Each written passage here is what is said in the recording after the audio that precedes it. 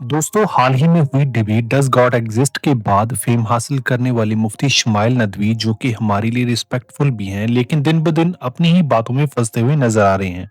जैसे कि आपने भी देखा होगा कि मुफ्ती साहब ने जावेद अख्तर के साथ हुई डिबेट में तो अपना पक्ष अच्छे से रखा, लेकिन इसके बाद उनकी कुछ बातों पर उन्हीं के लोग की तरफ से विरोध भी देखा जा रहा है।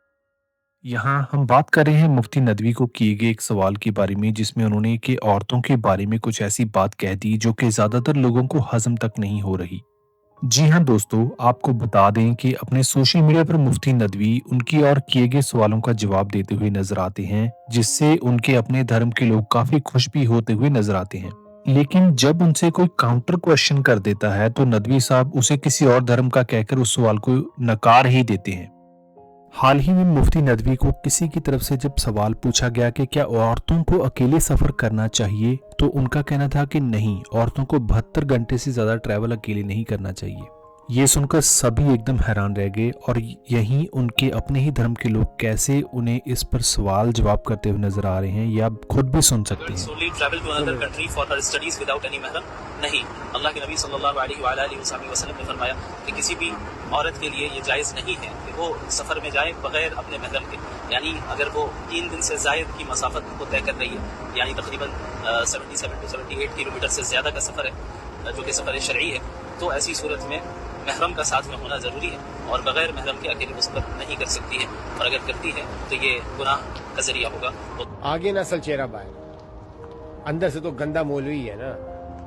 यही तो मैं कह रहा था कि जो जावेद अख्तर के साथ इसकी जो डिबेट हुई, उसको तो फायदा ही कोई नहीं था कि खुदा के वजूद है ही नहीं है। ये तो कोई डिस्कशन की चीज़ ही नहीं। असल डिस्कशन तो ये है कि खुदा का नाम लेके, अपने पैगंबर का नाम लेकर, उसके बाद जो आप कूड़ा मार्केट में डालते हो, जो कचरा क्रिएट करते हो, बदनाम करते हो जो है अपने पैगंबरों को, असल चीज़ तो वो है। असल तो ये होना चाहिए कि जो तुम लोगों ने अपना मजहब बनाया हुआ है, जो तुम लोगों ने लोगों की जिंदगी मुसीबत में डाली हुई है, उस पर बहस होनी चाहिए कि मजहब का सहारा लेके जो तुम लोग गंदे काम करते हो, उस पर बात हो कि तुम ये कौन सा लॉजिक है। 2025 में, ज़माने में आप औरतों को घर बैठने के लिए कह रहे हैं, आप औरतों को ये कह रहे हैं कि अकेले सफ़र नहीं कर सकती। सफ़र तो बहुत दूर की बात है, सफ़र तो बहुत दूर की बात है। जो वो कुछ इस दुनिया में कर रही है ना, मुझे बताने की भी ज़रूरत नहीं है। एक औरत होने के नाते कोई इस जैसे गंदे आदमी की उसको सपोर्ट करे ना, तो मैं उस औरत पे लानत भेज सकता हूँ और कुछ भी नहीं कर सकता। इसलिए कहता हूँ कि अपने बच्चों को, अपने अगली वाली जनरेशन को इन मौलियों से। जैसा कि आपने भी देखा, ये व्यक्ति मुफ्ती के इस बयान पर क्या जवाब दे रहे हैं। हालांकि हमारा इससे कोई संबंध नहीं है कि मुफ्ती साहब अपने लोगों को क्या सिखाते हैं या नहीं, लेकिन यार ये बात तो हजम नहीं हो रही कि कोई इसलिए अकेले सफर नहीं कर सकता या फिर दुनिया नहीं घूम सकता क्योंकि वह एक औरत है। ये कहाँ लिखा हो सकता है।